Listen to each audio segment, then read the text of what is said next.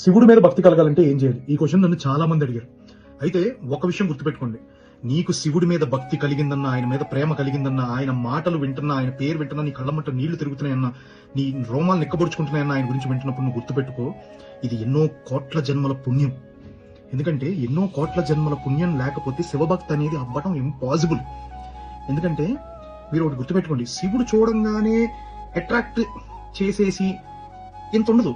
ఎలా ఉంటుందంటే మెల్లిగా ఈ slowly starts occupying your mind, your heart. So ఆ తర్వాత సర్వం శివోహం అయిపోతుంది. నీ ఇంట్లో ఒక శుభకార్యం జరిగిందంటే, నీకు ఉద్యోగం వచ్చినా, నీకు పెళ్లి జరిగినా, నీకు సంతాన భాగ్యం కలిగినా, లేకపోతే జీవితంలో ఏదన్నా విజయం కలిగినా, సర్వ శుభాలకు కారణం ఈశ్వరుడు. అందుకే ఆయన్ని శుభంకరుడు అంటారు. నీ లైఫ్ లో ఏ శుభకార్యం జరిగినా అది శివుడి యొక్క అనుగ్రహంతో, ఆయన అనుమతించందే నీ జీవితంలో శుభకార్యం జరగదు. సో ఏ శుభకార్యం జరిగినా ముందు ఆయనకి థ్యాంక్స్ చెప్పుకోవటం నేర్చుకో.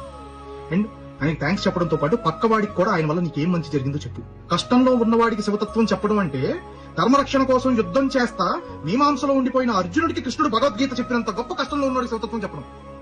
ఎక్కడో గురుకులంలో ఉండి విద్య నేర్చుకున్న లవకుశలు